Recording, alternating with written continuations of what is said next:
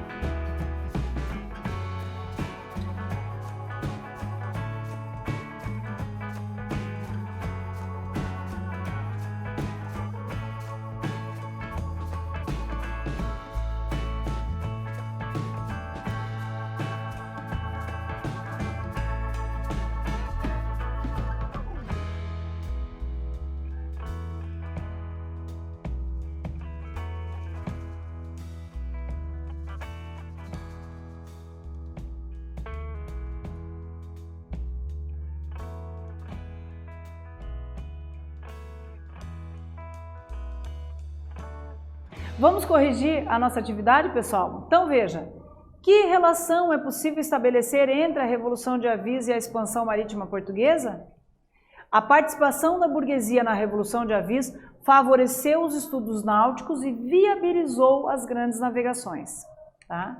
Agora nós vamos falar da formação da monarquia espanhola. Né? Assim como Portugal, a partir das guerras de reconquista, vai formar a monarquia portuguesa, a espanhola da mesma forma. Através dos casamentos, eles vão unir os reinos, unir os exércitos e vão expulsar os árabes e vão, enfim, organizar essa monarquia espanhola, tá? Então veja, a formação do Estado monárquico espanhol se dá em 1469, com o casamento dos reis de Aragão e Castela, que haviam se unido na luta contra os muçulmanos, tá? Eu quero que vocês observem no mapa, né, vejam o tamanho da coroa de Castela, o tamanho do reino de Castela e do reino de Aragão, que foram os reinos que se uniram através do casamento e possibilitaram a formação da monarquia espanhola. Mas guardem essa informação que nós vamos falar dela mais tarde. A unificação, então, das coroas de Aragão e Castela lançou as bases para o Estado monárquico espanhol. Tá? A unificação das coroas no século XVI fortaleceu a economia e a identidade do Estado Nacional Espanhol, né, que se tornou uma das potências da Europa. Através do desenvolvimento comercial marítimo, conquistou riqueza e suas possessões coloniais, e a língua espanhola de Castela tornou-se a oficial. Lembra que eu falei para reparar no tamanho do reino de Castela? Então, quando nós falamos assim, ele fala castelhano. Nós estamos falando que o espanhol que ele fala é o espanhol de Castela, que por ser o reino maior, no momento da unificação, tornou então a língua oficial da monarquia. Obviamente que nós sabemos que nem todos ficaram felizes com isso, tanto que até hoje a Espanha tem problemas e tem regiões que buscam a separação. E um dos elementos é a língua, tá? Mas quando se forma a monarquia espanhola, então o castelhano é a língua oficial, tá? Vamos para a nossa atividade? Então veja, de que forma o casamento dos reis de Aragão e Castela influenciou na formação da monarquia espanhola? Então vocês vão copiar essa questão no caderno de vocês, vão responder e nós voltamos com a correção.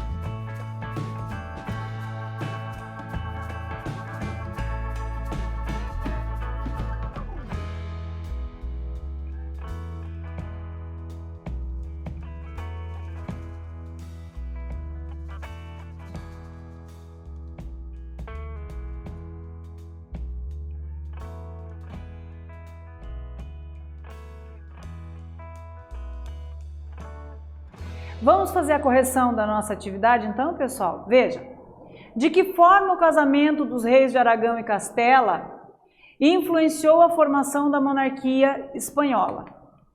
O casamento foi determinante, pois uniu as forças desses reinos para lutar na expulsão dos árabes muçulmanos e assim formar a monarquia espanhola, né? Então, obviamente que, como eu havia falado, eles uniram os reinos através do casamento, uniram também os exércitos, as forças, e isso melhorou a condição deles na luta para expulsar os árabes muçulmanos da Península Ibérica, né? Vamos fazer a retomada da nossa aula de hoje. Então, hoje nós vimos como que se formaram as monarquias nacionais portuguesa e espanhola, né? Como que se forma Portugal e Espanha, né? Por que nós falamos dessas monarquias? Porque foram as primeiras a se formar. Então, Inglaterra e França, nós vamos ver mais à frente todos os problemas pelos quais eles passaram, que demorou a permitir que eles se organizassem enquanto monarquia. Já Portugal e Espanha, eles tinham um entrave, que era a expulsão dos árabes. Mas eles foram se unindo. Veja que Henrique de Borgonha, ele era francês. Ele vem lutar a convite dos reinos da Espanha e de Portugal e consegue ter êxito na expulsão dos árabes. Ganha então do reino de Castela, né, de Leão e Castela, um pedaço de terra, digamos assim, que é o Condado Portugalense, e forma em 1139 a monarquia portuguesa. Posteriormente, na continuação das guerras de reconquistas, ele vai expulsar os árabes e vai tomar a região do Algarve, que era no sul, e vai então concluir a formação da monarquia portuguesa. A monarquia espanhola vai no mesmo caminho, né? Então agora vai casar o reino de Castela com Aragão, né? Eles vão se unir através do casamento, vão se fortalecer, vão expulsar os árabes muçulmanos, né? Que pejorativamente eram chamados de mouros da Península Ibérica, e vão formar a monarquia espanhola. O interessante é que isso vai ser relevante no processo das grandes navegações, porque vai juntar então o poder da burguesia com o poder do rei para poder financiar as grandes navegações, né? Nós vimos lá aqui em Sagres, então, se reuniam ali estudiosos de várias áreas da navegação para estudar, para melhorar as condições, e esses estudos náuticos, obviamente, foram importantes no processo das grandes navegações, né? Então, eles se formam monarquia e aí criam as condições para se lançar as grandes navegações e chegar às Índias, contornando a África, porque, obviamente, eles não podiam fazer esse caminho pelo Mediterrâneo. E é por isso que nós estudamos a formação dessas monarquias, porque elas são relevantes para a nossa história também. Tudo bem? Eu espero que vocês tenham gostado, pessoal, dessa aula, e até a próxima.